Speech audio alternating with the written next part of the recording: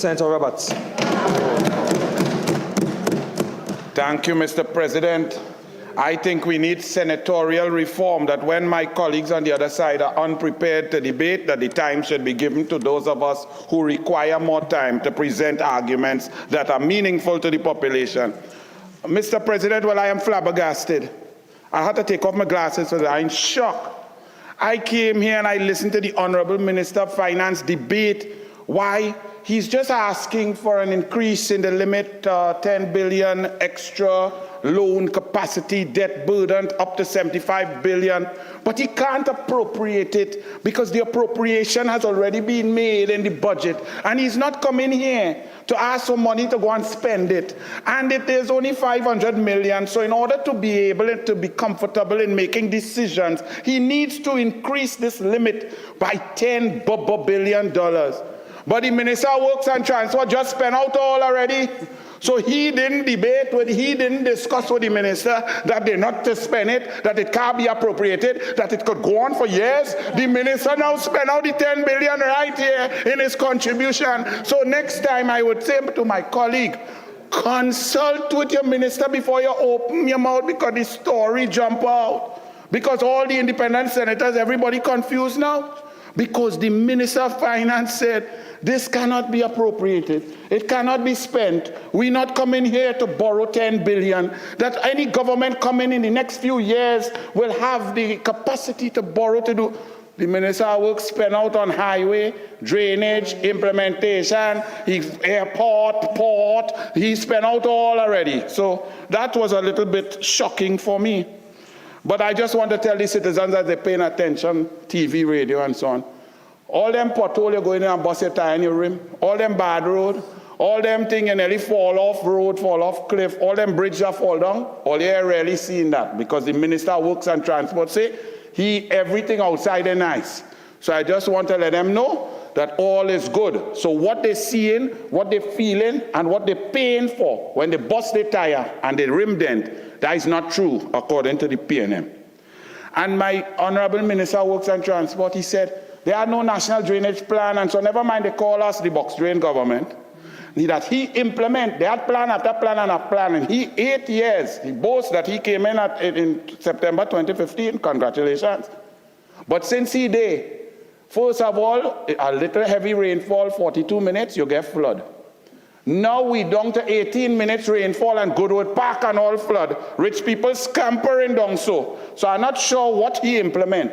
Because when I go fishing in the Diego Martin River looking for snook, when I put on my rod there, is a foot and a half, silt all up to the top, right there, where nothing could flow out, but he implements. So I want to know where the money gone. But he also spoke about the infrastructure. That at least he admitted it after 8 years under his watch, the infrastructure is in a deplorable state. But I wonder if he speaks to the Minister of Public Utilities, because clearly he did not speak to the Minister of Finance before debating and selling out the whole story, that they really come to raise the limit to spend out money. And he talked about the election 4 or 5 times, and we know if it's one thing this minister knows about is election in Grandy, right? We could deal with that at another time. But I wonder if he talked to the Minister of Public Utilities. Because since 2017, 4 billion gallons of water per month is wasting under our infrastructure through leakage from 4,200 leaks, and at the latest count, 2,400 leaks. And that water is decimating our infrastructure. So if we could have a word with the Minister of Public Utilities to fix them leaks, then maybe our roads will improve and he will not need to go into the loan money that our children have to pay back already to fix the roads he's talking about. I am glad that the Minister of Works is not my friend. Because, boy, I'm glad. Because I want my friend to be able to defend me to the hilt with facts, with figures, with information. He tried to defend the Minister of Energy, who is the biggest and most incompetent minister in the history of energy. The energy sector decimated.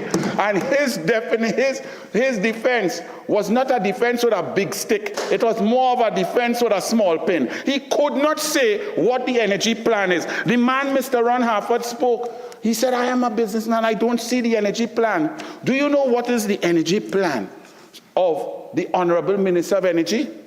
He said, look at it on Reuters. Look on Bloomberg. They're talking about, I'm having conversations. I'm over in Venezuela talking, and I'm conversing, and I'm speaking. That's a plan? When is the last time talking make money, except if you're on a TV show or a radio show? There is no plan. Furthermore, that Minister of Energy, who the Honorable Prime Minister boasted of in 2017, negotiated, according to the Minister of Works and Transport, negotiated gas price in Houston, completed negotiations. Mr. Jerry Brooks, who was the then chairman, had to run and resign because that Minister of Energy, the member for Port of Spain, St. Anne's, went and usurped the authority of those with brain, negotiated a poor deal, and the upstreamers like EOG and BP announced 67% increase in their profitability in a zero-sum game. If they go up, somebody go down. And unfortunately, you know who had to go down? Us, the people of Trinidad and Tobago, because we sent people like the Minister of Energy now, who was not the Minister of Energy then. They left the Minister of Energy, the Honorable Franklin Can, home, took that fellow to negotiate, and we make 67% less, and they make 67% more. And the PNM is celebrating that. The shareholders of the upstreamers should be celebrating that. A year and a half after the negotiations, NGC make a loss for the first time in history. Under Kamla Prasad Bisasa and Kevin Ramnarine, the NGC was making 2.1 billion US profit. They made a loss in 2019 and 2020 after the negotiation that the Minister of Works is trying to defend the Minister of Energy. And let me tell you something. It really is cowardice of the highest order to come in this parliament where it's privileged. You see me? I could debate here, but I could also go outside and say what I have to say, especially if we're in a banter and a political battle in the Gael. But when there's a citizen out there, a gentleman who does not get involved in politics, I know the gentleman, but I know of his, I've seen over the years, pictures in the paper, big thing, business, awards, and so on. When a gentleman simply says, listen, it's our taxpayer money, the government must be accountable. And we are energy, gas sector, economy. Show us a plan, show us something. We're just seeing the Ryder Scott report, the horizon going down. We're seeing Point Lisa's capacity down from 74% to 28%, 11 companies shutting down, no steel plant, no refinery. Please show us some sort of plan. The man is attacked in the parliament with the cowardly member using his privilege to attack a citizen out there. That is so cowardly. That is the kind of thing a bully would do. But let me tell you. Just careful with the adjectives being used to describe another member. Just temper the... Okay, sir. Thank you. But it's cowardly, to say the least. So Mr. Harford obviously does not need defending. But his comment was fair comment. Where's the energy plan? Trinidad and Tobago has been involved in oil and gas since 1908. We are now at our lowest ebb. Our oil production per day has gone down to 38,000 barrels. It's now at 48,000 barrels per day.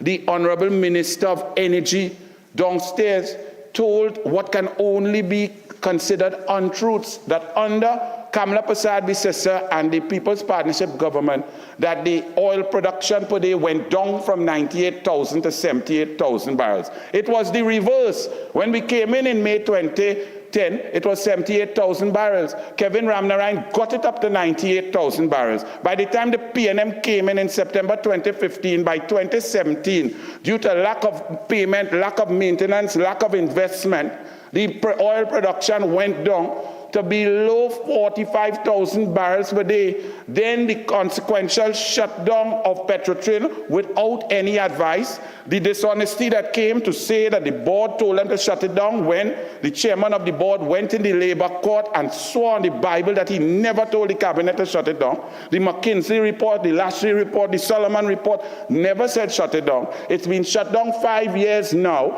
and Trinidad and Tobago, for the first time in 117 years, is not a producer, is not a leader. We have ministers of finance here boasting that our credit rating is higher than St. Vincent and Antigua and Barbados and Bahamas, who have sun, sea, and sand only. Well, I would be ashamed if God bless me with oil and gas and natural resources and I have to compare myself to countries who are doing extremely well with what they have. That is the shame and the incompetence of the PNM. So I think they should leave Mr. Harford alone, because the man just talking sense. And more citizens should be brave enough to talk the truth. I sure Senator Aye, I want her, she's not there now, but she could hear me probably in the tea room. I want to make sure to let her know that she will hear me clearly.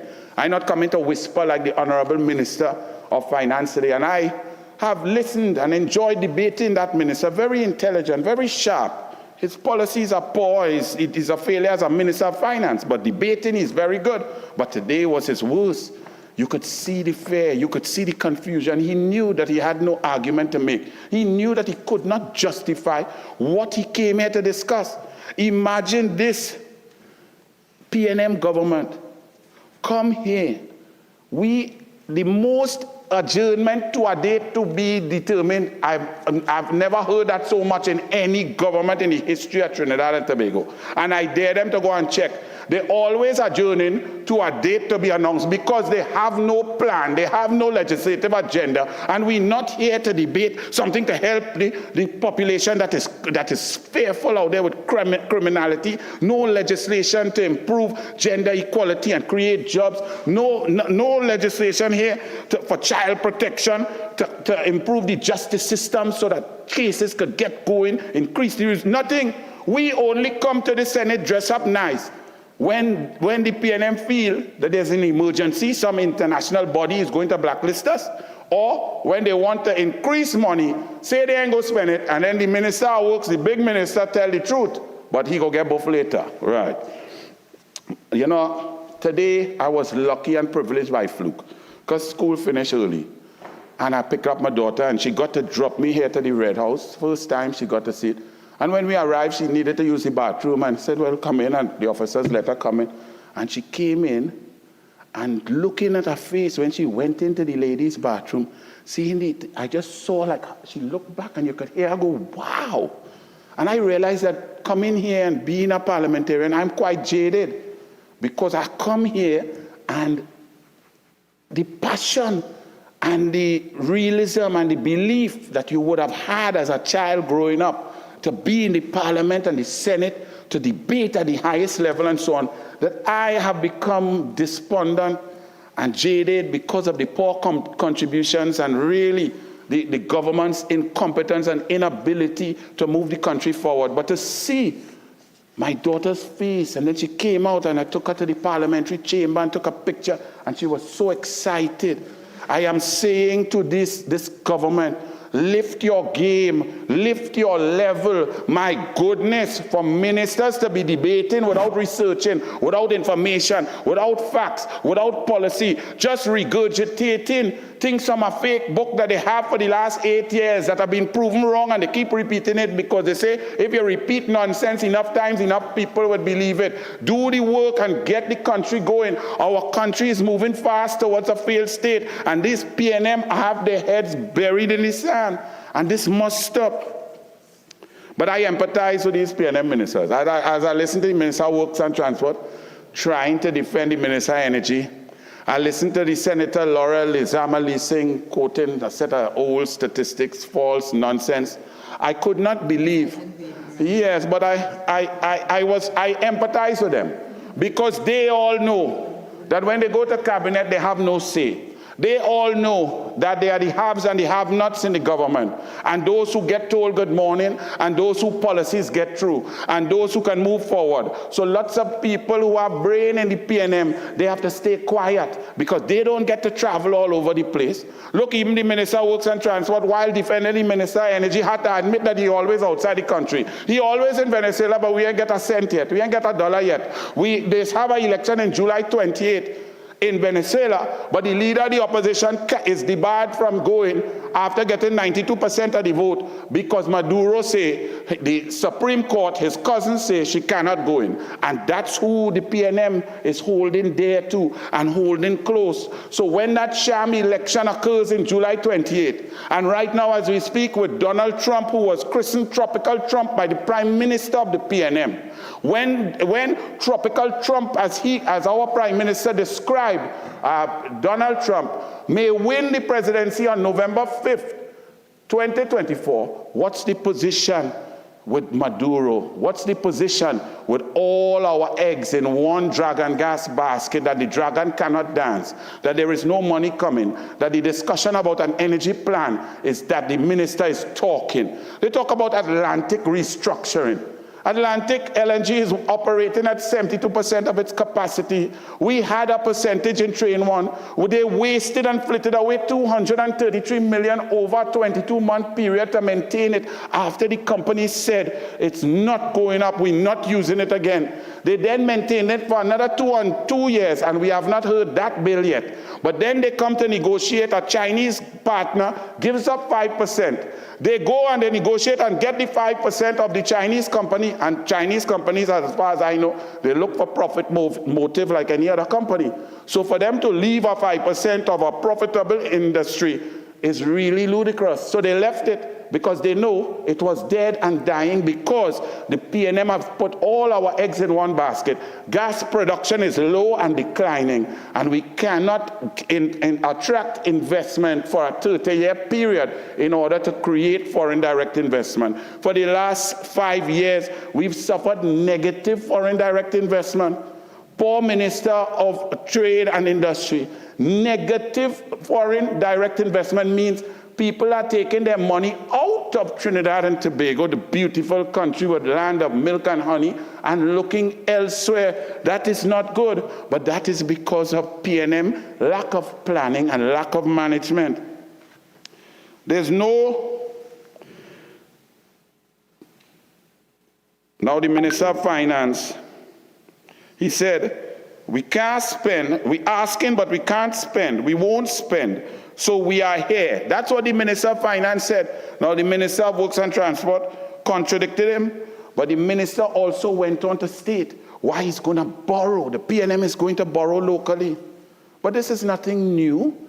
The PNM has been borrowing locally in very questionable conditions, in a situation where the principle and the economies of scale that normally apply to democratic countries with corporate governance, which would state that, for example, a financial institution with a long track record and a huge balance sheet of investment and assets and so on, of hundreds of billions of dollars, would be able to provide funding at a competitive rate over and above a small company on Arapita Avenue. But since the PNM came into power in September 2015, and a certain super minister saw in his brother's company that was in receipt of zero public sector financing, zero as of September 2015, within 4 years, by September 2019, had public sector work to the tune of $4.2 billion at 4.6 to 7% interest. And the minister comes here, the PNM minister, to boast that we're going to go local, we're going to get local, and we're going to borrow. We're not really going to spend it because you can't appropriate it. Even everybody knows mid-year review could come and the minister could appropriate and change anything that he wants to. And the Minister of Works told the country that. But can we look forward to more certain companies with connections to the government getting contracts? How come mathematics changes with PNM? Because a big company supposed to be able to give you low interest rates because the economies of scale. But in Trinidad and Tobago, somehow a little small company could beat a huge financial institution and win tenders. That's interesting under the PNM. This reminds me, when we come here, and I must say, I read this motion. Now, with all due respect, this is a motion to give a government the ability to borrow $10 billion, not of their own money, not of their based on their private assets, not of their private investment, for the people and the citizens to pay back. Look, just the amount of words here is disrespectful to $10 billion. You know what this reminded me of? Back in 2013, when the West Indies Cricket Board wanted to thwart and damage the Trinidad and Tobago Red Force from the T20 competition, and they created something called CPL. Nobody knew what was CPL. There were rumors that it was some Sri Lankan businessman, Digicel had something. Nobody knew anything. And they came with a document like this, 18 pages,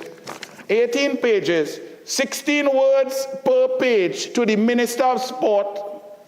I was in that portfolio at that time, to ask for $6 million of taxpayers' money without any accountability, without any information, without any audited reports, without any plan, just a PowerPoint nonsense. And I told them, listen, you all had to be mad. Please come out of this office. This does not even qualify when people are asking for medals and trophies for their sports day in the community and so on. They do detailed reports, pictures, how many children, what was done, how much food, what food they bought, how much they paid the DJ.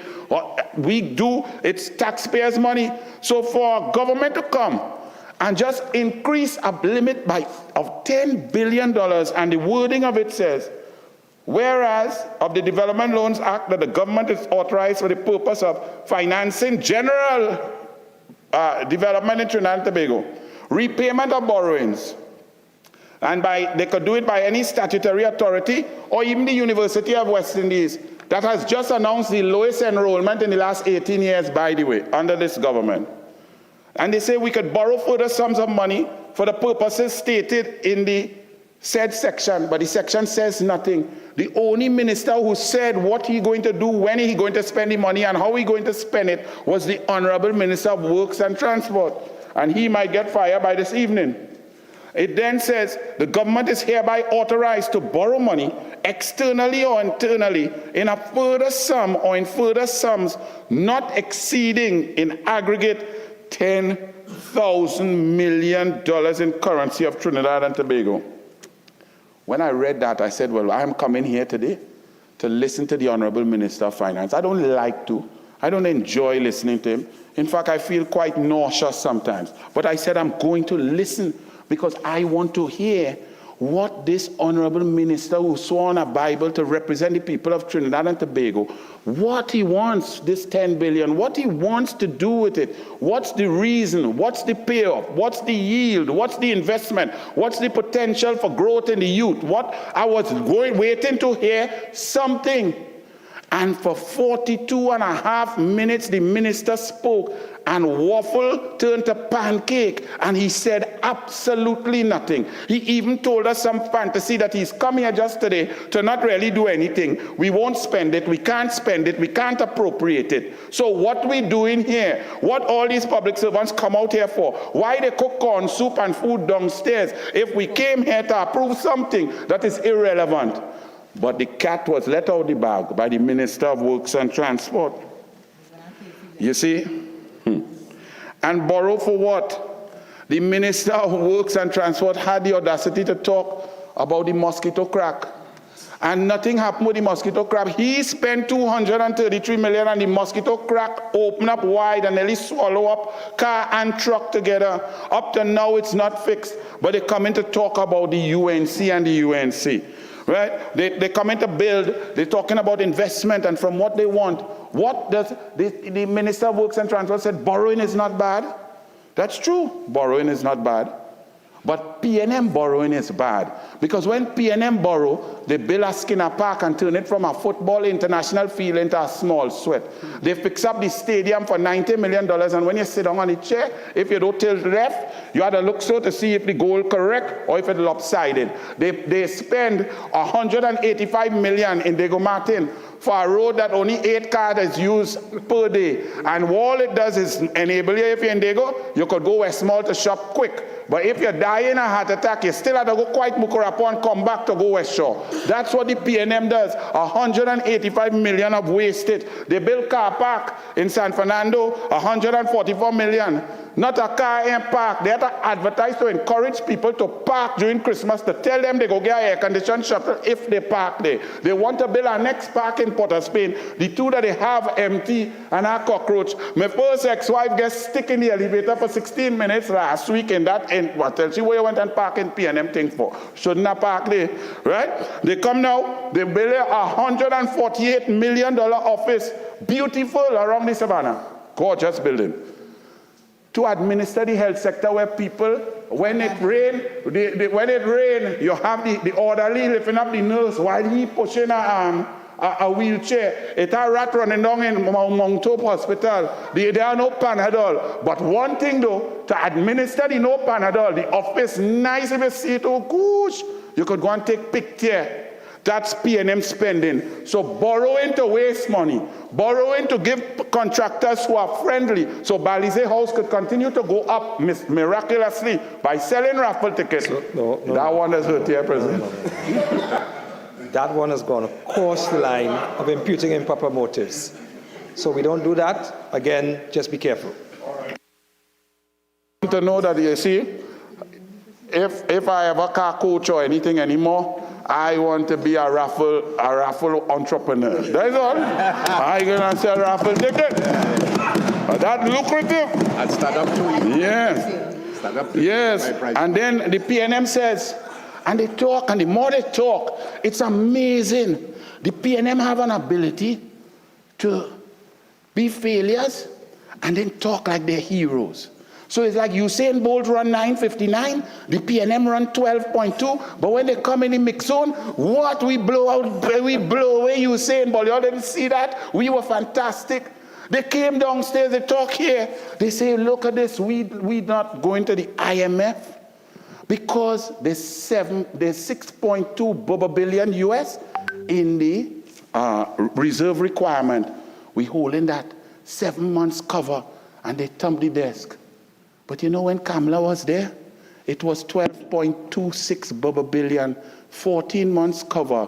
The last time I checked my calendar, 14 months is longer than 7 months. The last time I checked my calculator, 12.26 billion Kamala is bigger than 5.8 billion. But this PNM they're boasting about the Heritage and Stabilization Fund at 6.2 billion US. Kamala left it at 7.6 billion US in 2015. It's supposed to grow by 1.2 to 1.3 billion US per year. 8 billion or 9 billion plus 7 should be 16.5. Them boasting about 6. They're 10 billion short and come to borrow next 10. Borrowing by the PNM is bad. Borrowing by sensible, intelligent people who could run a country is good. They come now, the PNM say, no IMF. Now again, discord, because the Minister of Finance said the IMF came here and they did their checks and so on, and the economy is growing. Now amazing. When you look at the economy from 2015 September, $180 billion of TT GDP, they shrink the economy down to 120, 60 billion less. And it goes lower and lower. And then when it reaches rock bottom underground at 114 billion, and then it comes up to 118 billion, the PNM go and drink champagne in Balize House and say, great is the PNM. We increased our GDP. You're still 68 billion short of Kamala. That is jobs. That is money that you could spend. That is investment. That is safety. That is security. That is foreign direct investment that will be attracted because money, brings investment. But when you decimate the sector, the Minister of Tourism, I'm glad he went close there to be right here to hear me because he's trying so hard. I'm so proud of him. He does videos of a vessel, a cruise ship.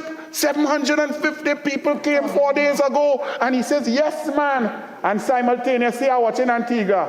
Prime Minister, yes, here we have 6 vessels, average 3,443 per vessel, about 20,000 tourists a day. But my boys have to celebrate 750. Today, he just posted up about an hour ago at 650 reach, right? But in Nepal, but I feel sorry for him, because when he bring the little bit of tourists, they get right there in the Brian Lara, and they don't want to come back because there's video going. So I empathize with him, because there's other ministers, but he can't say that, because them above me, they have different levels, right? So Rowley, the member for Diego Martin West and the Prime Minister says that if he does not implement the property tax, we will have to go to the IMF. Yet the Honorable Minister of Finance says, we're doing better, so we ain't have to go to the IMF, we're looking good. But here's the problem. All the prescriptions they're talking about, even today's debate, the minister said certain Caribbean islands, they are in the throes of the IMF and they must do their prescriptions and they have no choice. But since 2017, 2018, this PNM has been implementing IMF prescriptions, just that they didn't have to borrow money because Kamala left money there. So they borrowed it from the Children's Future. They borrowed it from the Heritage and Stabilization Fund. They borrowed it from the reserve requirement. They borrowed it from local banks. They borrowed it because Kamala left the economy strong. But what are the prescriptions of IMF? Reduce subsidies. You reduce subsidies 5 times. No riot yet. You're coming out to raise the take rate. You want to charge more for water. You're reducing. Then what's the next thing you do? Lower the public service debt, the wage bill.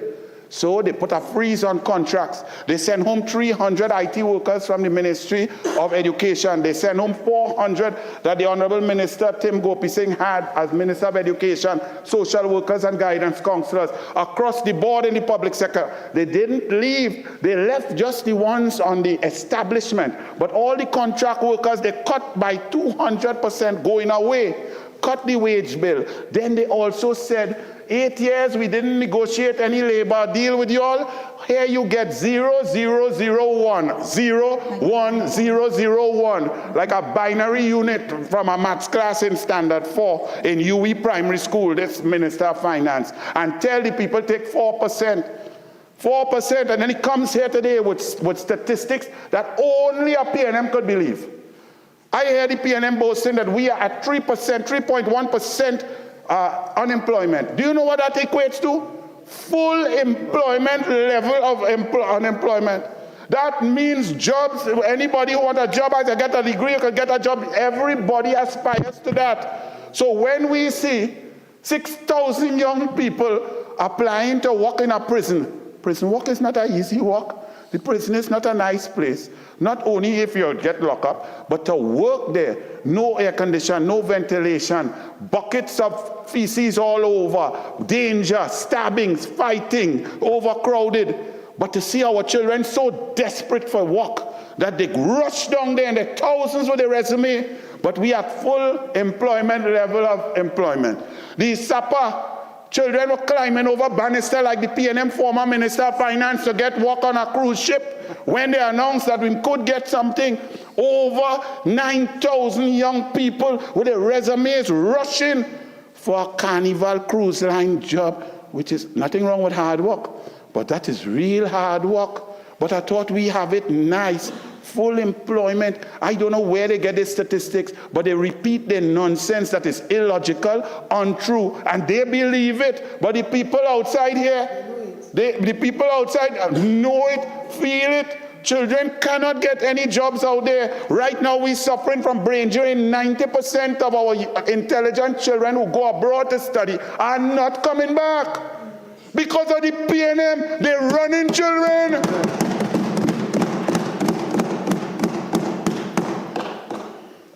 And then the Prime Minister says, after all the squandermania, after all the wastage, after spending $240 million at NGC for a pump that a year after they realized is the wrong pump, after all of that, their Honorable Prime Minister, who in 2009 said $100 property tax is too much because the people cannot afford it, it is an imposition, it should not be brought.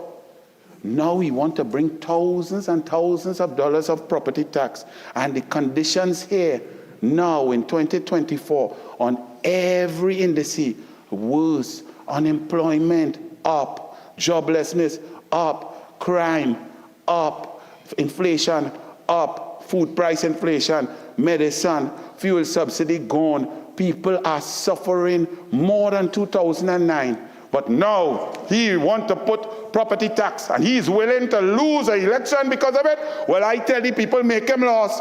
Let him blow out the candle, make his wish come true.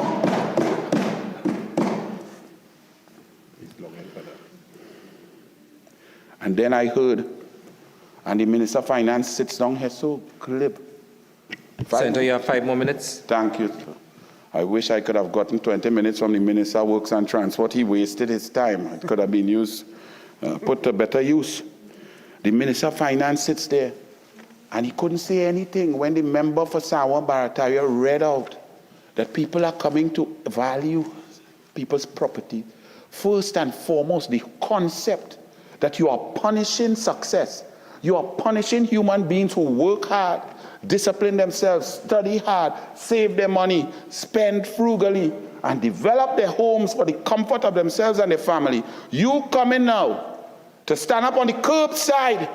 This Minister of Finance must explain that. He's not answering. How is it that there's a report that they were given instructions, a memo under the Ministry of Finance, at the Inland Revenue Office and so on, the Valuation Office, to stand up on the curbside and check and see what kind of pillar and steel and foundation and pool and so on to give people. That's why there are different evaluations across the board. Some people get 3 evaluations for one house. Others get... Mr. President, Standing Order 46.1, there is likely to be a debate on this matter in the near future. All right, so, Senator, you have just about 4 more minutes left. Again, just keep tying it into what is before us by way of the motion and the fact that a motion has been moved to borrow a certain amount of money. Thank you, sir. You know what? I will hold that fire because I know it's frightening. That debate coming, and I'll get full time for that. So that is good. I am guided willingly. You know, the PNM also said that the People's Partnership had budget deficits. Yes, we did. But those budget deficits, what did the People's Partnership, what did the UNC, what did Kamala Prasad-Bissessar spend that money on? Yes, tell them. 143 wage negotiations and back pay for the people of the country. What did she spend it on? Laptops for the children and the people of the country. 106 schools for the children and the people of the country. The NPI vote in sport from 10 million to 140 million for the children of this country. From 18,000 to 42,000 food cards on school feeding, from 48,000 meals to 76,000 meals, breakfast and lunches. She's spending money on the people. She kept the fuel subsidy for the people to go in the gas station and squeeze. Right now, every day you drive, you're seeing 4 or 5 cars on the road with man with Jalita bottle point gas in car. That's PNM, how people suffering. She spent the money on special needs grants. So yes, there was a deficit funding. She spent the money on investment, on Children Life Fund to save 153 children life. Do you know the PNM now? Anybody come to apply for Children Life Fund, they're running them ring around the rosy, letter after letter. Children are dying waiting to answer a letter from the query because they've been instructed, do not fund that. Over the last 8.5 years, only 23 children have received life-saving surgery from the PNM. Kamala Prasad-Bissessar, in 5 years and 4 months, saved 153 children's lives. That is where she spent the money. And when you and the PNM could come and talk about deficit spending, and the minister today admitted that in 2022 the deficit was the largest in the history of not only Trinidad and Tobago but the Caribbean at $17 billion. The truth drop out his mouth today. $17 billion in deficit in his budget. And then he's talking here today about global shocks and COVID-19 and pressures. All of those things should be dealt with in the budgetary process. You don't just put some numbers together and come and say, oh, look, a budget. You have to use your brain, analyze, check trends, look and see where there are gaps, where there are alternate revenue sources, and create a budget that makes sense. Peg your budget on somewhere that you can believe. But when this minister today said that he needed a crystal ball to know that the prices of oil and gas would have gone below where he pegged the budget.